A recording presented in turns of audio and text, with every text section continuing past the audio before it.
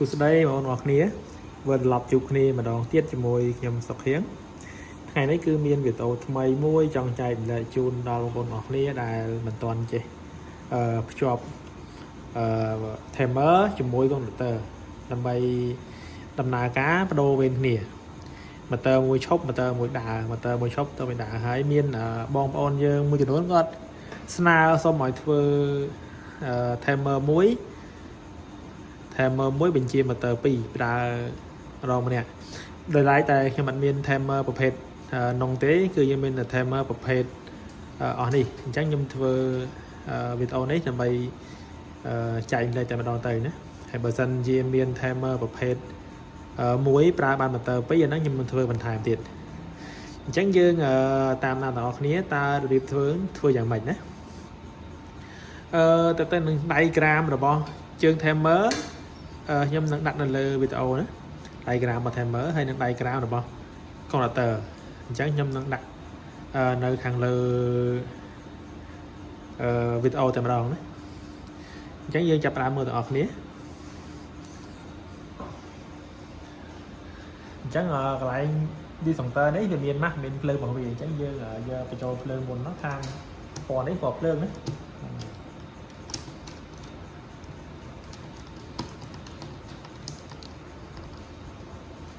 អញ្ចឹងយើងចូលឲ្យយើងទាញមើលវាជាប់នៅ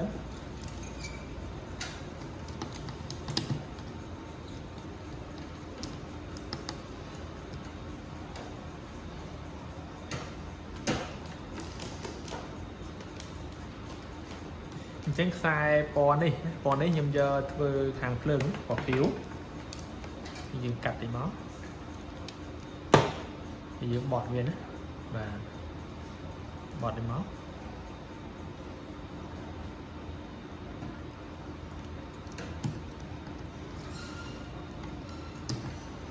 វីដេអូប្រព័ន្ធបញ្ជាបងប្អូនមិនបាច់មើលលឿនពេកទេមើលមួយទៅណាព្រោះអីបើកណាលឿនពេកក្រែងលោវាអត់តាន់អញ្ចឹងបងប្អូនធ្វើមួយទៅមើលមួយណាហ្នឹងហើយនេះទៅដល់នឹង sequence នេះបាទ sequence នេះណាអញ្ចឹងពេលដែលយើងអូសភ្លើងមកគឺយើងចូលលេខ8នៃ timer ទី2ណាលេខ8នៃ timer ទី2បាទអញ្ចឹងខ្ញុំដាក់អស់ភ្លើងពី disjunction មកនេះចូលនៃលេខ8នៃ timer ទី2បាទអញ្ចឹងលេខ8 timer ទី2នេះលេខ8 timer ទី2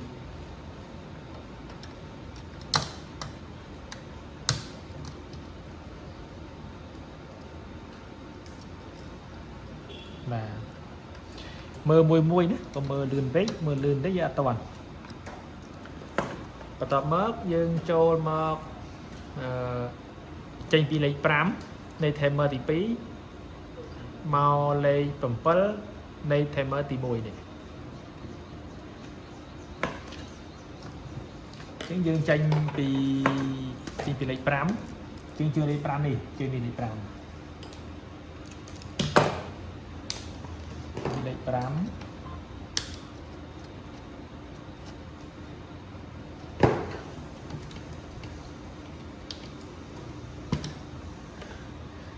ទៅ timer ទី1ជើងលេខ7 timer ទី1អញ្ចឹងនេះលេខ7 timer ទី1ណានេះយើងចូលនេះមក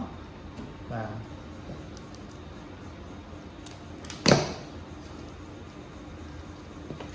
នេះ timer ទី1ណាលេខ7នៃ timer ទី1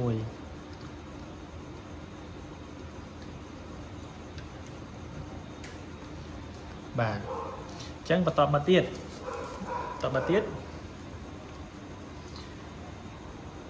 យើងប៉ងបំបែកពីលេខ8នៃ timer ទី2ទៅលេខ8 timer ទី1បាទលេខ8 timer ទី2បំបែកទៅលេខ8 timer ទី1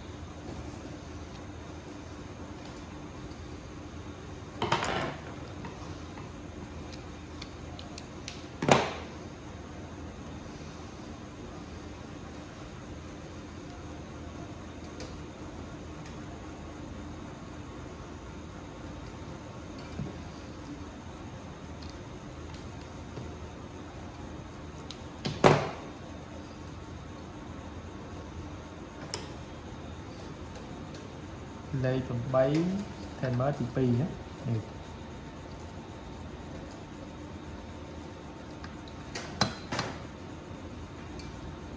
Tới đây phần bấy thêm mới thì mùi.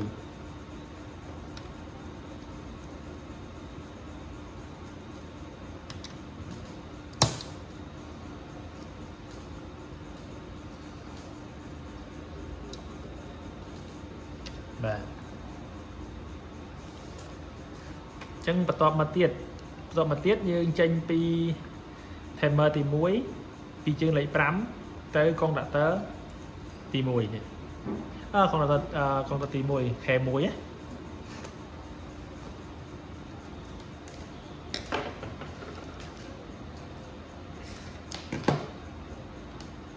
Thì bị lấy pram đó, pram bọc khe muối.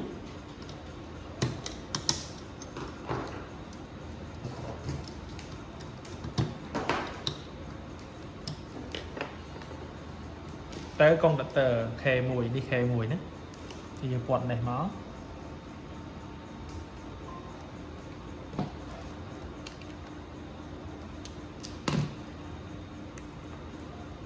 và trắng cho máu khe muối mùi đi khe muối để thang đi nhé, thang này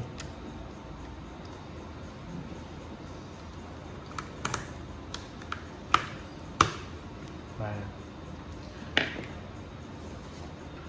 chứng bắt tọp mà tiết dương chênh pi lây bằng muối đây thêm thì muối đấy lây bằng muối thêm thì muối từ trường muối bạc khe pí hay nắng thêm mớ thì pi đấy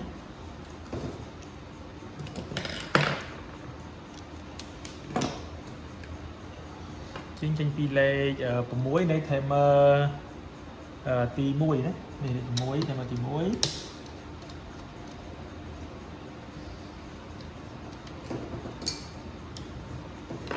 Tại ná cứ tới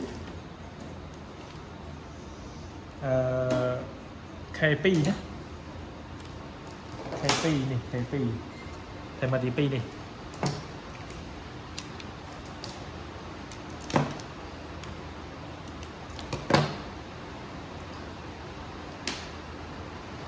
tao mới dương phong bài thì lại KP đấy thêm mà TP đấy tay chương lê linh bớ đấy thêm bớ thì dương phong là 2 tới dương phong là 2 máu này vả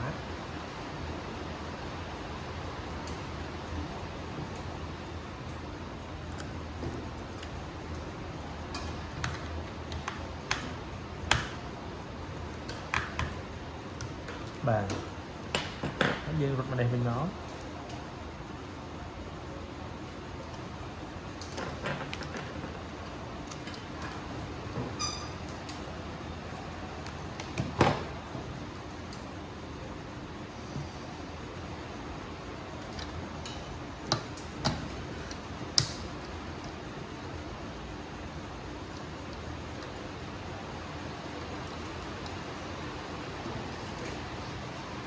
bà nấy kia ha tha sikri ra cái tên đấy chắc là lấy lương nó dương to hai ao hái nơi khang mặt đòn đấy khang mặt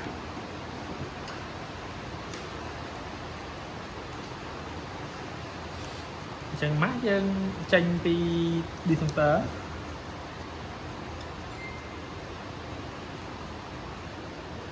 bà mà cho chương lây pí đây thêm mớ tí mùi các bạn dương ô màu khang này môn các bạn này đó mùi nào môn vật trời này lấy dương ô màu khang này môn bao tết ngay màu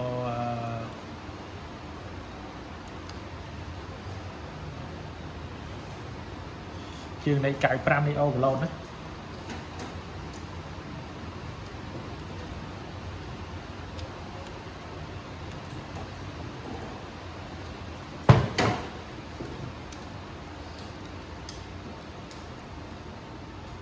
nè tranh thị trường overload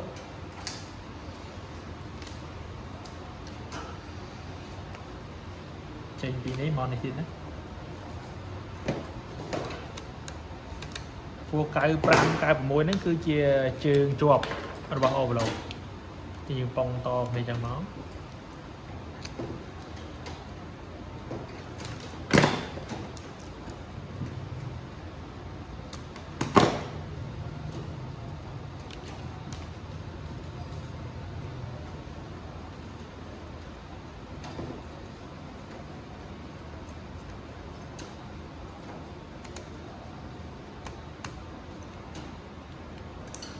បាទតទៀត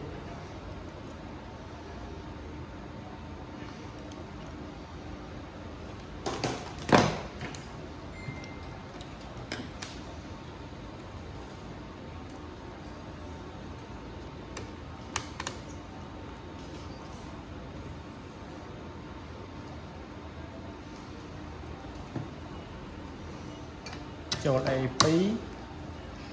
ចូល K2 របស់ timer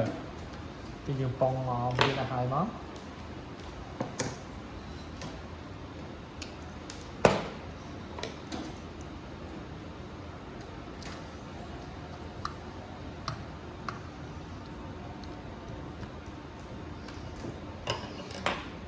ចូល A2 នេះទៀត K2 នេះទៀត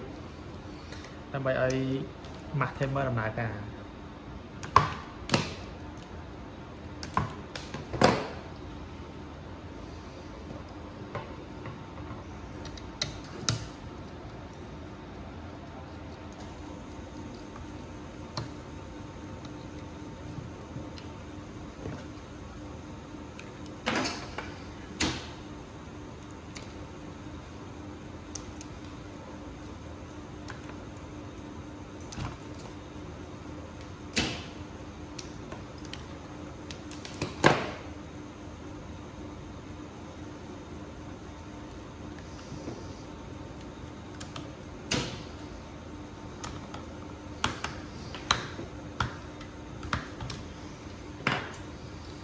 ចឹងយើងដាក់ម៉ាស់ចូលមកនេះម៉ាស់ computer ណា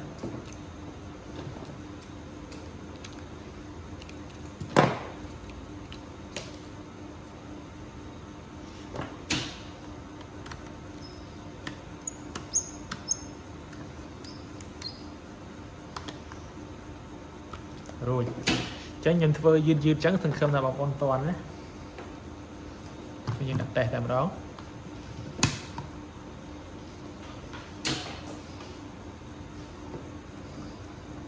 ចឹងខ្ញុំយកអំពូលនេះធ្វើជា motor ជំនួសខ្ញុំដាក់ motor ចូលហើយយកអំពូលនេះធ្វើ motor តែម្ដង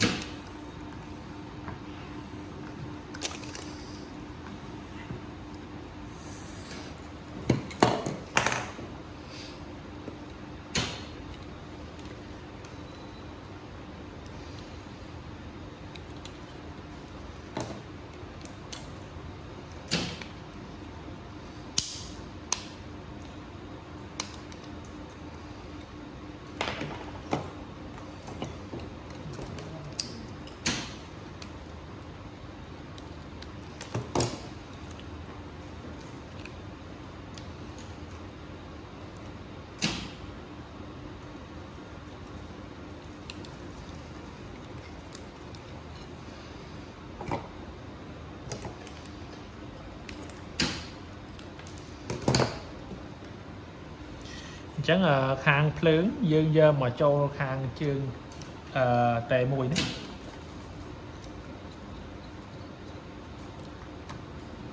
បាទហើយខាងម៉ាស់យើងយកមកចូលខាង L2 តែ2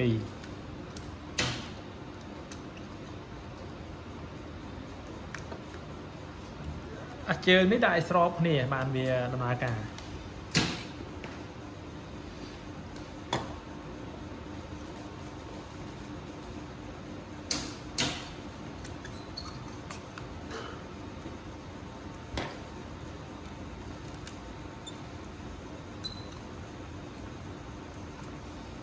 ចឹងខ្ញុំហើយទាំងពីរហើយខ្ញុំបួងពូចូល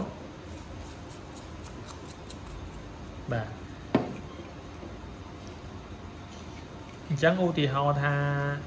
នេះពូលទី1ម៉ូទ័រទី2ទី1នេះម៉ូទ័រទី2ចឹងយើងបើកមកគឺវាពូនេះអត់ភ្លឺទេវាដាច់ពូលចឹងតពូលថ្មីដាច់ពូលបាក់ពូលនេះឡើងស្រេញពូលបាក់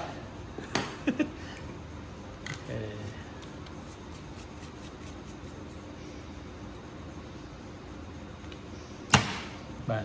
អញ្ចឹងវាភ្លឺទាំងពីរហើយម៉ូទ័រទី1ម៉ូទ័រទី2ណាហ្នឹងហើយអញ្ចឹងវាដើរម្ដងនេះតាម timer នេះអញ្ចឹង timer នេះពជាមកម៉ូទ័រកូនម៉ូទ័រនេះអញ្ចឹងណាអញ្ចឹងបើសិនជាយើងតអត់ត្រូវណាកូនម៉ូទ័រ overload នេះបើយើងតអត់ត្រូវគឺយើងចុច stop នេះគឺអត់ឈប់ទេណាតែបើយើងតត្រូវយើងចុច stop ហើយណាអញ្ចឹងមេរៀនហ្នឹងគឺមានតែប៉ុណ្ណឹងបើសិនជាបងប្អូនឆ្ងល់កន្លែងណាមើលមិនតាន់កន្លែងណាសារមើលដើមឡើងវិញមើលម្ដងមួយណាព្រោះវីដេអូនេះខ្ញុំធ្វើពេញខ្ញុំមិនធ្វើកាត់ទេអញ្ចឹងធ្វើពេញអញ្ចឹងនិយាយរៀងយូរតិចតើបងប្អូនទ្រាំមើលតិចណាបើអត់ទ្រាំទេគឺមើលអត់ចាប់ចុងចាប់ដើមក៏អាចធ្វើបានដែរអញ្ចឹងវីដេអូនោះមានតែប៉ុណ្ណឹងណា